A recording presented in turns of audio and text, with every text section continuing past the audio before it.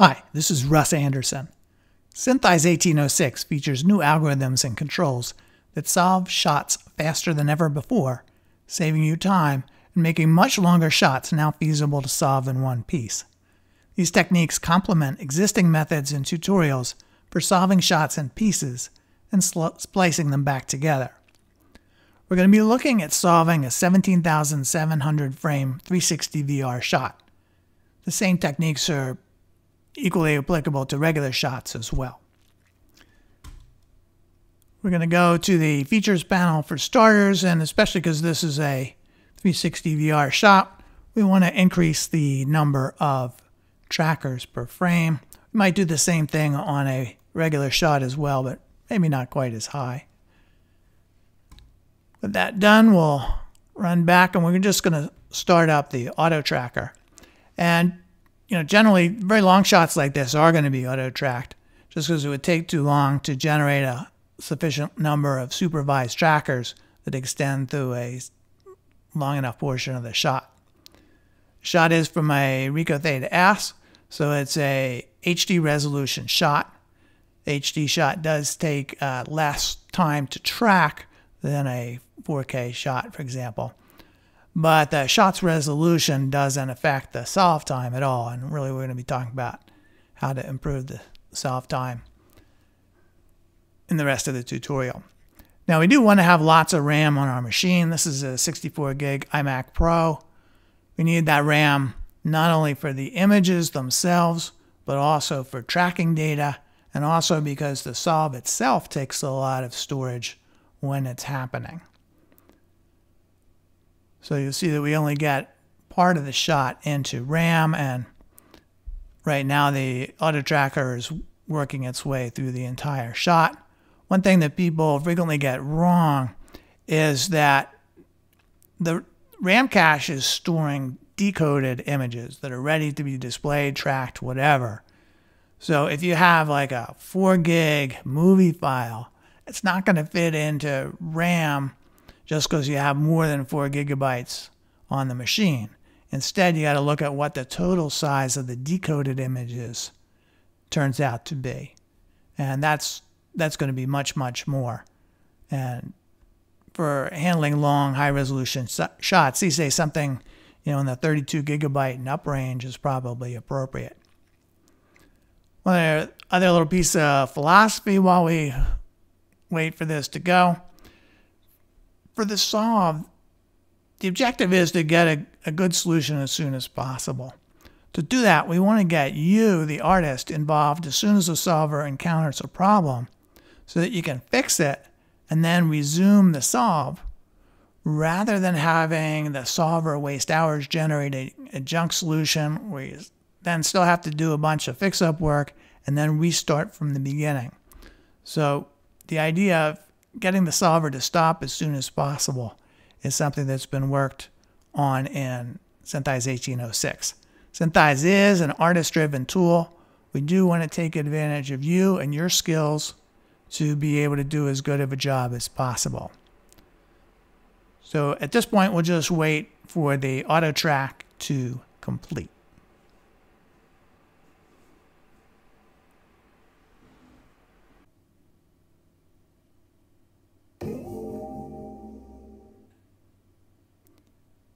So we've come up around 5 minutes, 5.5 minutes in total. This is probably a good time to go and save the file out. Before you do that, though, you want to go to the features panel and hit that clear all blips button, because that will greatly reduce the size of the file. Now, after an automatic track, some manual cleanup work is necessary so that you don't have bad trackers in there that can wreck the solve and cause the solve to go awry. Now, one way to find those is the Find Erratic Trackers tool, but for 360 VR, that generally isn't too helpful because the 360 VR cameras typically have rolling shutter in each of the different fields, so the shots aren't really all that super stable to start with. So we're going to just go and work on one spot in this shot that definitely has some issues right at the end of the shot, and you'll see that there's a new right-click menu in the time bar. Unfortunately, it goes off the edge a bit, off the edge of the capture window. So I'm just going to say to set the playback start at the click, and now I am going to zoom to the playback range so that the time bar is now set up to a little playback area that I set here at the end of the shot. Now I'm just going to scrub through it and see what trackers are in there that don't look good. And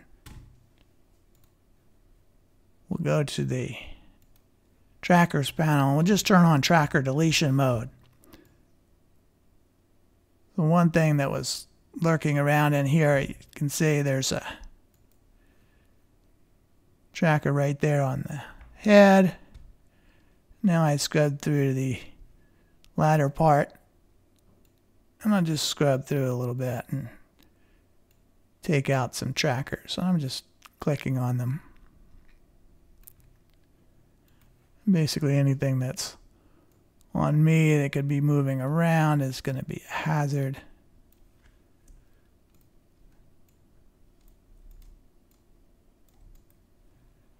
So I'll just take that out.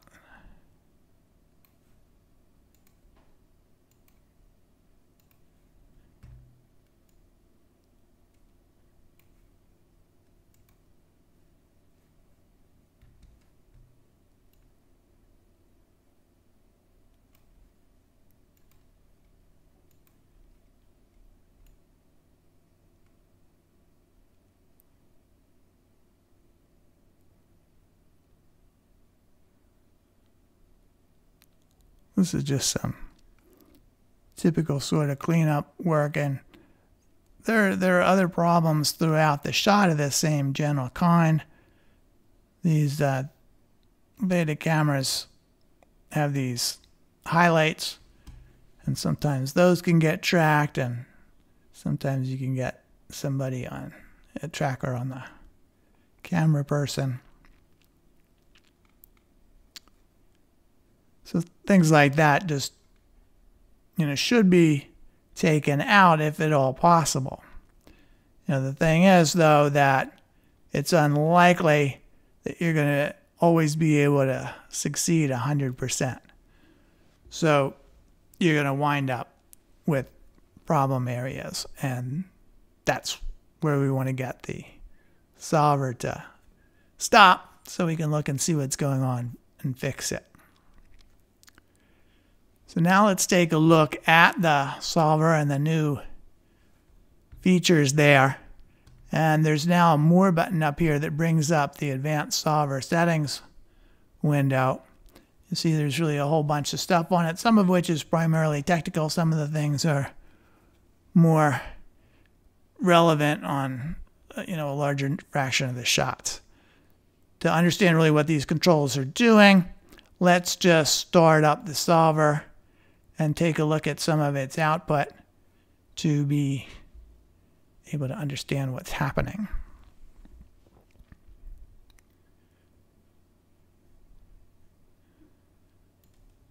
So you can see it's started to work its way through the shot. So I'm going to stop it now. Just hit OK. So we've saved away what that initial solution was for however much it did. Now let's go take a look at what's happening. And if you look through here, there's a repeating pattern where it goes and adds frames, and then it adds trackers.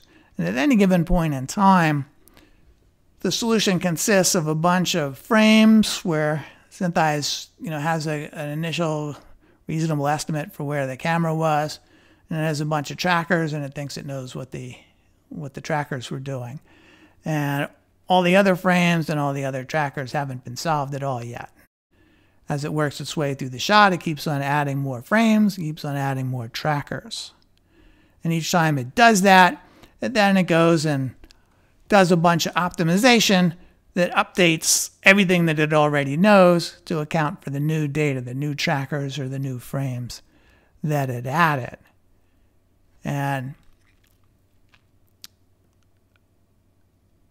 each time you go and you add some frames or you add some trackers, you're adding a whole lump of error to the scene because the initial estimates that it gets are not that accurate, whether they're for frames, for trackers. And then it goes and it optimizes the scene to reduce the error. So obviously, it's starting from a much larger error. If that error is too large, the solve can go bad and it gets confused about what's happening and it crashes and burns and gets some nonsensical result. So we want to make sure that that doesn't happen. And a really powerful way to make sure it doesn't is by controlling the number of frames that are added at any given point in time. And you can also limit the number of trackers, of points that are added per frame as well. Usually the number of trackers that are added is limited by the lifetime of the trackers, but you can get a whole lot of frames added at once depending on what the situation is like. And that's the one that's really worth limiting, especially for these 360 VR shots that are kind of dicier and higher error to start with. So what we can do is just drop this number down to 80. So we're going to be bringing in fewer frames, a smaller amount of error at any given pass. Now, as I said, each time it adds some frames or some trackers, it goes and optimizes the solution that it has to reduce the amount of error. And it does that in a whole bunch of different steps. Each step is called an iteration. You can see 12 iterations, 10 iterations, 11 iterations, and so on throughout this listing. Usually that number is fairly small in that 10 or 20 range, but sometimes it can require many more iterations, even though they're not really accomplishing very much useful. And that can happen when there's some marginal trackers, or when things are lining up in a way that's inconvenient. So we can set a limit on the number of iterations before it decides to do something about it, decide how many is reasonable or unreasonable. So the default is 200, and I'll point out that all these things have preferences as well. It used to be at 500, but now we brought it down to 200, and here we can even drop that down lower again to 80. And you have a choice of what happens when it reaches that iteration count. And you have the option, if you want to check that box, of just having SynthEyes stop immediately so you can see what's up. Alternatively, you can just say, that's good enough for now. And it's fairly common that the next stage, as you go and you add more trackers, you add more frames, that's going to resolve the situation that was causing the number of iterations to be too large. So we'll set the limit to 80. We'll say, just keep on going. Usually that's going to work out reasonably well. Now, for the overall solution, we're looking for an error that's quite low. For a regular shot, something under a pixel. For a 360 VR shot like these, typically 2 or 3 pixels. So one of the things that we can keep an eye on is what that error amount is. Now, as I said, when it first adds something, the error is very high. But once it completes a given stage of iterations, that error should be low again. And we can set the limit for where we want to stop. So we can just send that down to 2. If that error starts to creep up above 2, that means that something's gone wrong. There's some tracker that's been added into the set that has some problem on the actor or on a highlight or something. So that's another situation where we want to stop. Similarly, sometimes there can be some numeric issues when things go wrong in the solver due to the data that's coming in. And we have the option to do something about that. And I think generally the best idea here is to stop. If you are trying to set something up for a batch operation where you want everything to happen automatically and see how well it can do as a best attempt, then you can just let it continue. So again, you have control over these different settings. Now this next control, convert to far, is one that used to appear as a checkbox out here on the solver panel, where there was a checkbox, never convert to far. And the issue is, what do you do if you see a tracker like this that's far off in the distance? If it's not exhibiting a whole lot of perspective shift, on a regular shot, you can just say that you want to have it as a far tracker. The never convert to far option is used for marginal object tracking shots. And in an object tracking shot, you can never have a far tracker on an object itself. Now, in really long shots like this, you can have a more complicated situation where a tracker that's initially far away later gets closer because you've walked on up to it in this example. And if you initially say that it's far and then later it's actually close, it's going to be a problem. So when you see something that's far away, you don't know if that's going to happen or not. So you can want to just disable it so that it's not solved anymore. But that can actually cause a problem that this make zero-weighted tracker option is intended to address. And the problem is that if you disable the tracker, it can become a zombie. It can come back to life. And that happens because if you disable it, it's still a regular tracker. And if you stop the tracker, the solver, for something else, you fix some other things, now you start up the solver again, it can see that tracker and bring it back to life. And now, although it caused trouble before, it's still now coming back to life, and it might be nearby, it might be far, it might be some of both of them. And it can wreak havoc again immediately. It's a zombie. You want to kill it. And the way that we can kill it is just by making it a zero-weighted tracker.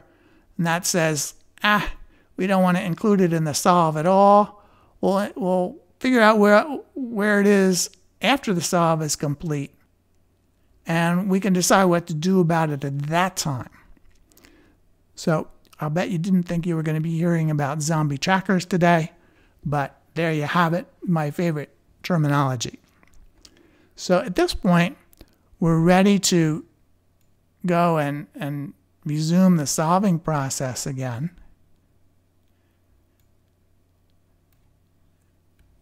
And we'll just start that up.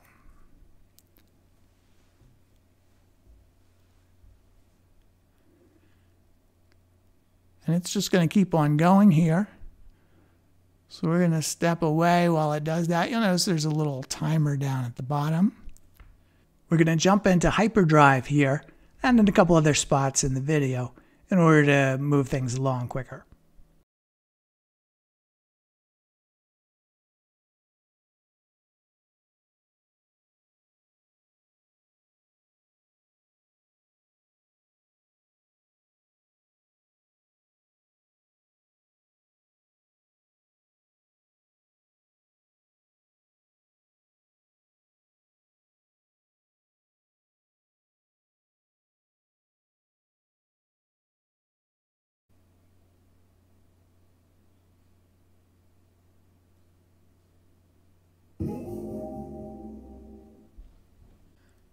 Okay, so the solver has stopped. Let's go and find out what's happened. You see that there's a large update encountered and it stopped.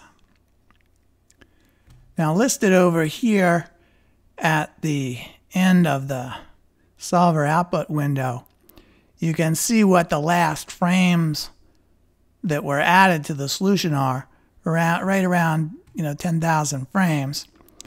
So let's just go and take a look at that. I'm just going to click and set the playback end, set playback start, and again zoom to the playback range. So we'll have SynthEyes just run through there. And a couple other notes to this, that you'll see that the trackers that were just added are the ones that are selected. So that can help us identify where possible problems might be.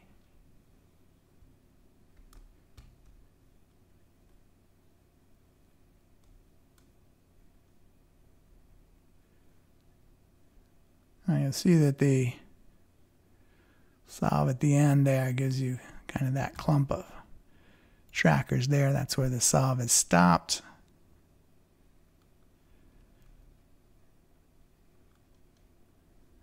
Now some of these trackers that are up in the trees are pretty dodgy. So there are a lot of false trackers up there where they aren't real locations of actual points. They're places where branches cross. So those aren't really too super to use, despite the fact that there are many of them.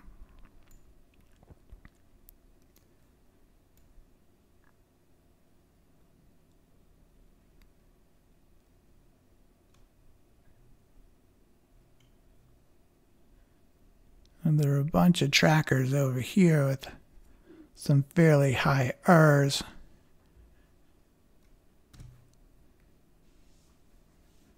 What we'll probably just do is we can delete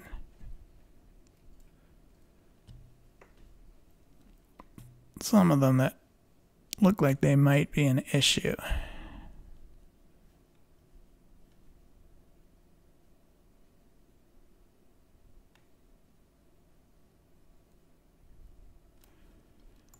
And we can turn on tracker radar. That's one of our ways to find high error points. See, there are a couple of them. And this one up here is definitely a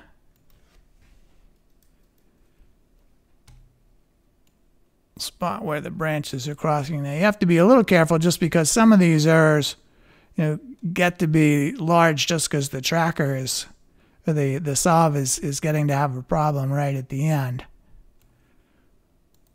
right before it gets very unhappy.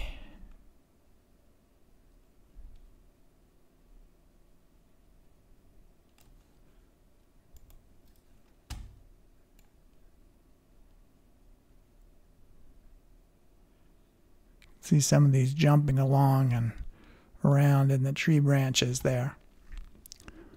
So that's going to be typical for this kind of a source material.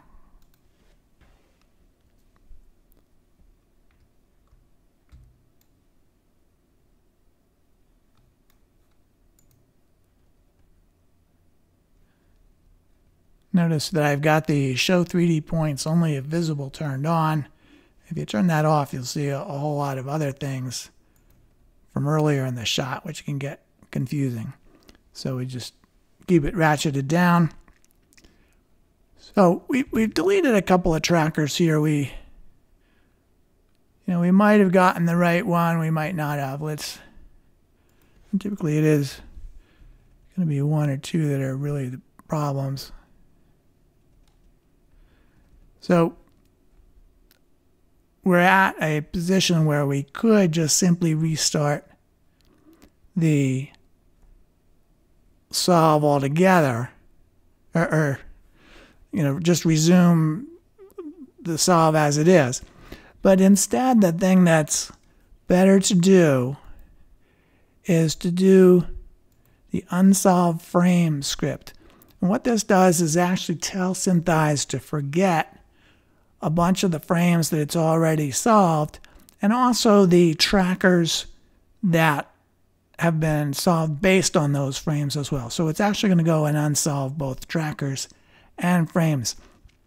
And effectively, we're backing up the solve a bit to try to eliminate the effect of any of the bad trackers on the solve. We want to get back to the point that we had, a bit further up in the solve where everything was going along happily, and make sure we can resume from that point.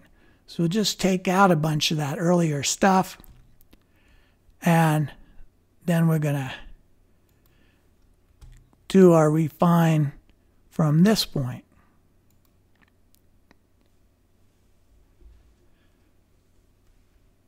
So now SynthEyes is going to load up that previous solution, and it's going to continue again. You'll see, now it's down around 97, 9800 frames instead of up closer to 10,000.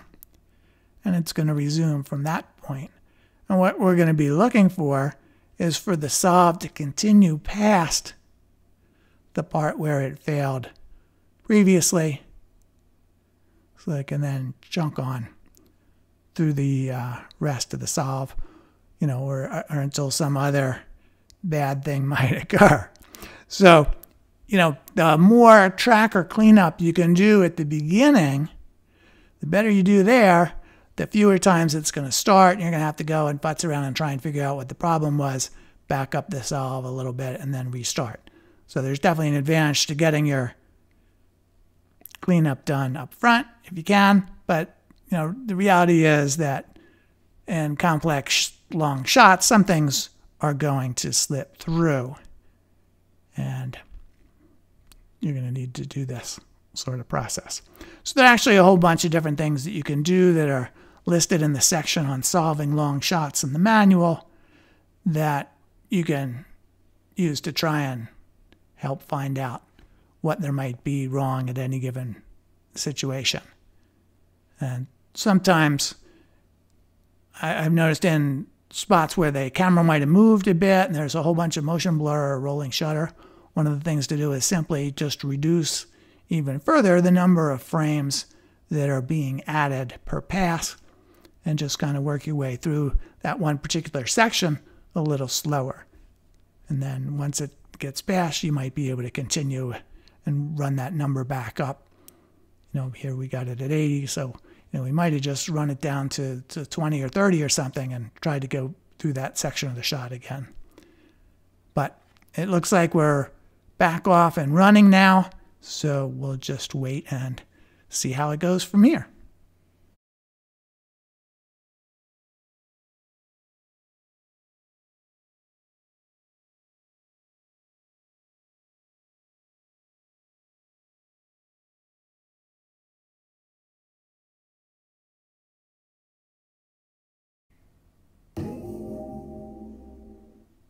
Okay, so we've had another stoppage here. Let's just again take a look at what's going on. This time we're running out here around 12,000.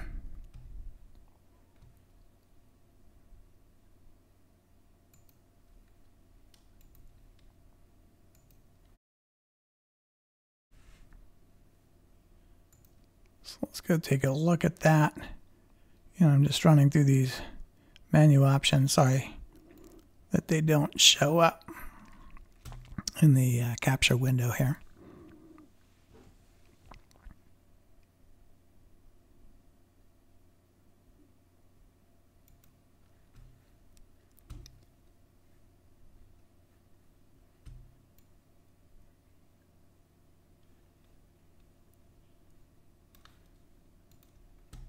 We definitely got something out there that didn't look too great. Again, let's turn on the radar.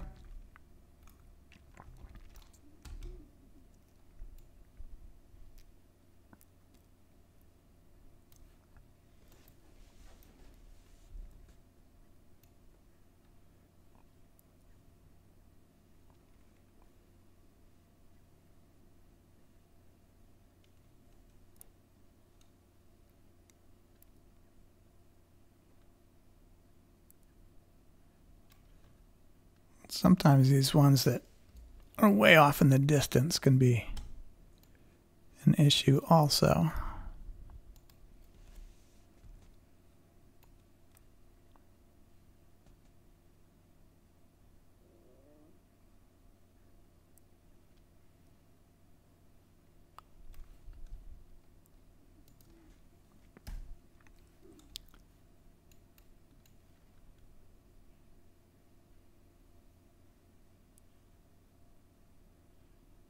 So, you can see that there's some isolated frames where things are an issue, but usually that's not going to be quite the problem. It's the ones that do systematically odd things that are the ones that are going to get you in trouble.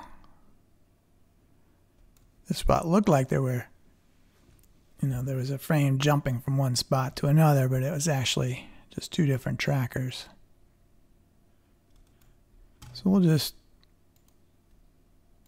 do the unsolve again and keep on trucking. We'll see how this goes.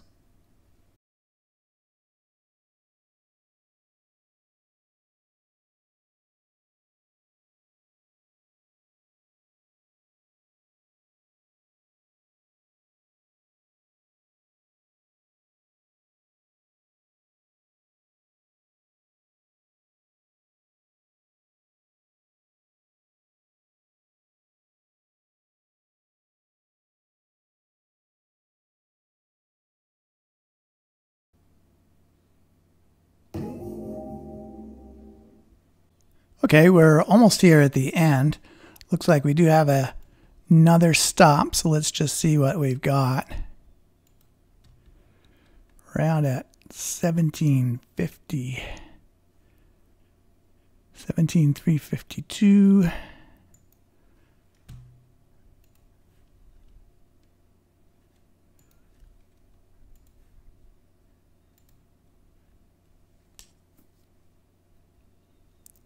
Let's just see what we've got.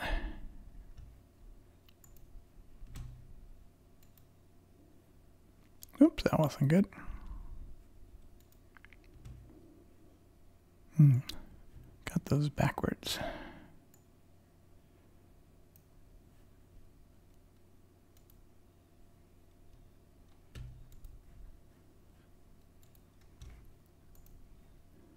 Just need to get my playback ranges set right.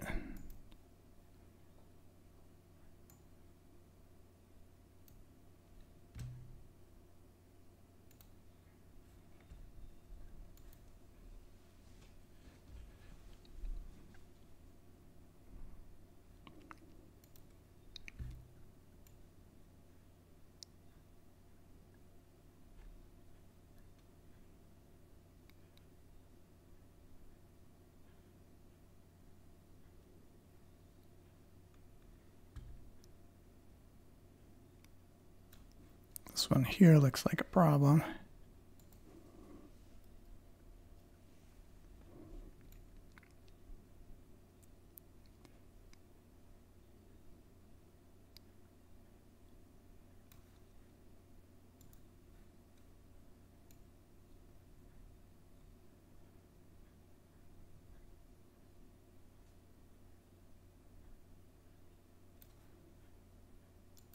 Definitely has some things going on up in the trees there, those overhead trees.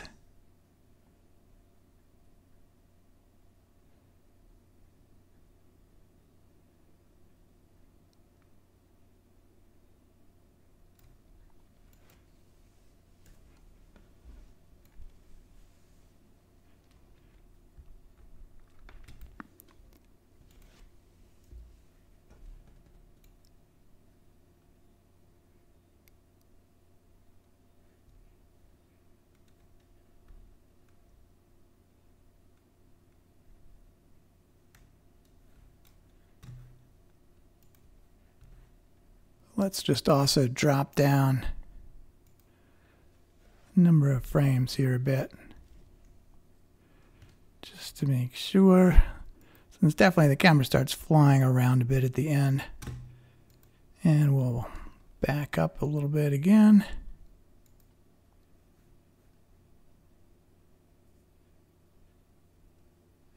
see how we do.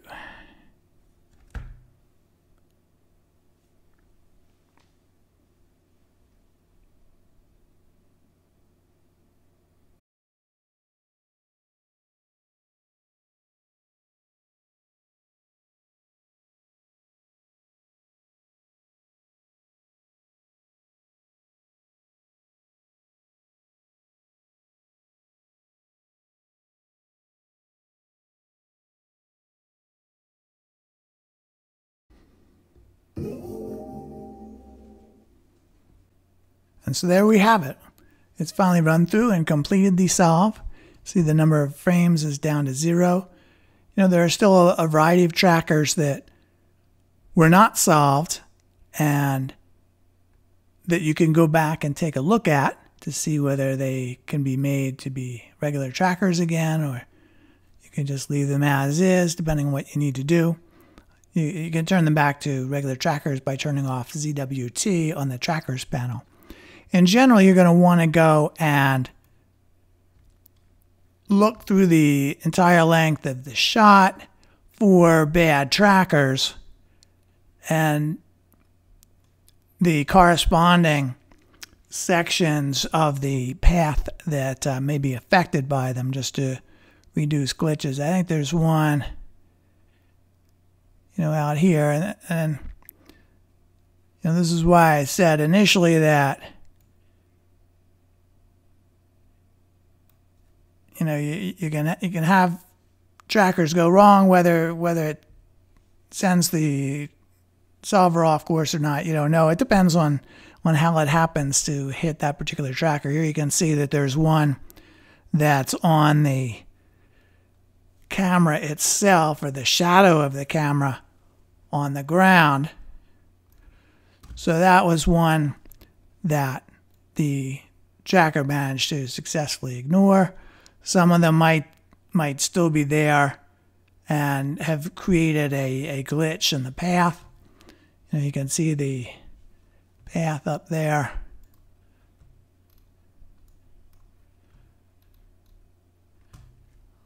Certainly you need to set up a coordinate system for the whole thing. So you have a bunch of cleanup work to do. That's typical after you complete a solve, and you know, you can see there are various spots where some of the individual errors are high, but that may, you know, if it's just on a single frame, that doesn't really matter. You're just looking for spots where the overall path may be affected too much. So that cleanup work is the same as with anything else. There's just potentially more of it, and you know, you can use sort by error to go and just hit the down arrow a bit, and you know, you can sort through various trackers and then go and find them and see what you want to do about them. You know, here's one. You can see that I found it's on the hat there. It's not even maybe the one that I was looking for, but nonetheless, it's a tracker that you'd want to get rid of if you're looking to clean up the track as much as possible. So you know, we could go and do that. You know, take out some of the trackers that may be causing trouble, and then again just refine the final path after that. So I just want to go back and look at the advanced solver settings window again. You know, most of the controls here are, you know, even more technical. There's one up at the beginning I'll point out that I skipped over previously, which is decimate frames. You'll notice also there's an unsolved frames button up there that you can use instead of accessing it via the script. But decimate frames, we can actually tell it to solve like only the third frame or every fourth frame or something, and have it work its way through the entire shot that much quicker. And it's like, oh, now he tells me after he's gone through the whole thing.